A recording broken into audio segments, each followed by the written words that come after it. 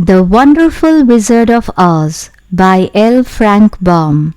Chapter 6. The Cowardly Lion. All this time Dorothy and her companions had been walking through the thick woods. The road was still paved with yellow brick, but these were much covered by dried branches and dead leaves from the trees, and the walking was not at all good. There were few birds in this part of the forest, for birds love the open country where there is plenty of sunshine. But now and then there came a deep growl from some wild animal hidden among the trees.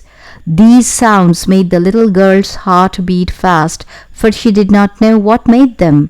But Toto knew, and he walked close to Dorothy's side and did not even bark in return. "How long will it be," the child asked of the Tin Woodman, "before we are out of the forest?" "I cannot tell," was the answer, "for I have never been to the Emerald City. But my father went there once when I was a boy, and he said it was a long journey through a dangerous country. Although nearer to the city where Oz dwells, the country is beautiful. But I am not afraid as long as I have my oil can, and nothing can hurt the Scarecrow, while you bear upon your forehead the mark of the Good Witch's kiss, and that will protect you from harm." "But Toto," said the girl anxiously, "what will protect him?" "We must protect him ourselves if he is in danger," replied the Tin Woodman.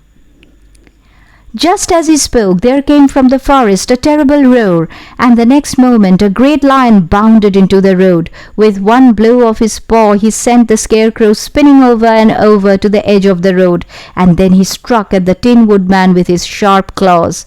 But to the lion's surprise he could make no impression on the tin, although the woodman fell over in the road and lay still.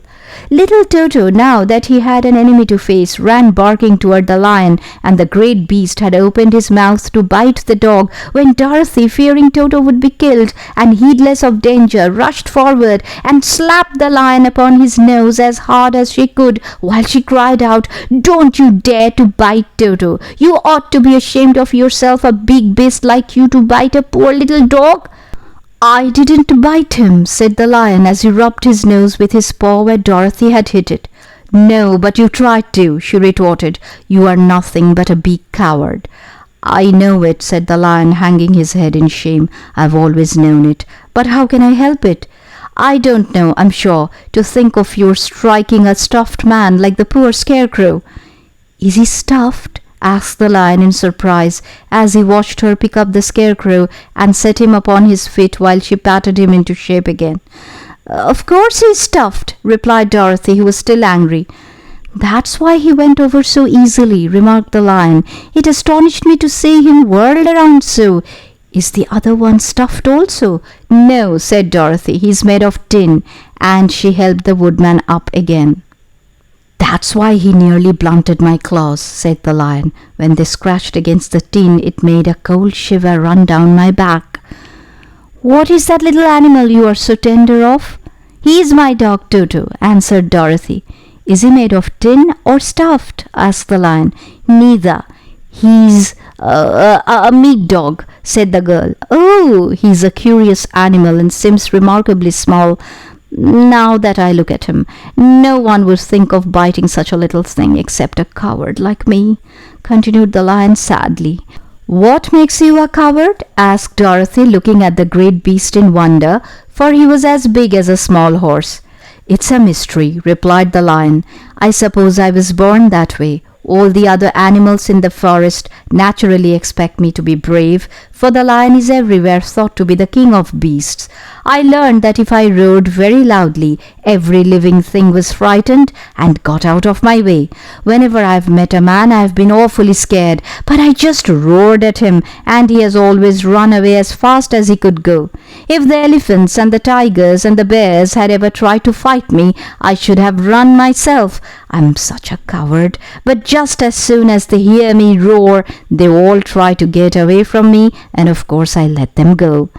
"But that isn't right. The king of beasts shouldn't be a coward," said the Scarecrow. "I know it," returned the Lion, wiping a tear from his eye with the tip of his tail. "It is my great sorrow and makes my life very unhappy, but whenever there is danger, my heart begins to beat fast." "Perhaps you have heart disease," said the Tin Woodman. "It may be," said the Lion. "If you have," continued the Tin Woodman, "you ought to be glad, for it proves you have a heart. For my part, I have no heart, so I cannot have heart disease." "Perhaps," said the Lion thoughtfully, "if I had no heart, I should not be a coward." "Have you brains?" asked the Scarecrow. "I suppose so. I've never looked to see," replied the Lion. "I'm going to the great ouse to ask him to give me some," remarked the Scarecrow, "for my head is stuffed with straw." "And I'm going to ask him to give me a heart," said the Woodman. "And I'm going to ask him to send Toto and me back to Kansas," added Dorothy. "Do you think Oz could give me courage?" asked the Cowardly Lion. "Just as easily as he could give me brains," said the Scarecrow. "Or give me a heart," said the Tin Woodman. "Or send me back to Kansas," said Dorothy.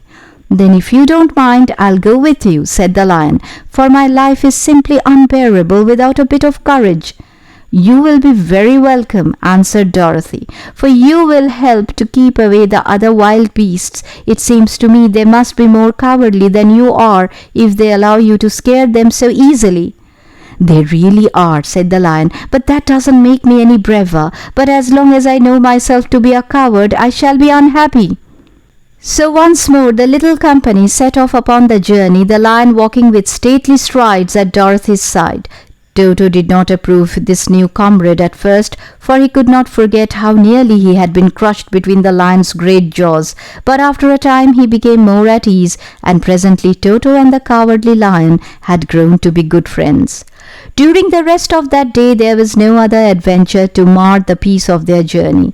Once indeed the Tin Woodman stepped upon a beetle that was crawling along the road and killed the poor little thing. This made the Tin Woodman very unhappy, for he was always careful not to hurt any living creature, and as he walked along he wept several tears of sorrow and regret. These tears ran slowly down his face and over the hinges of his jaw, and there they rusted.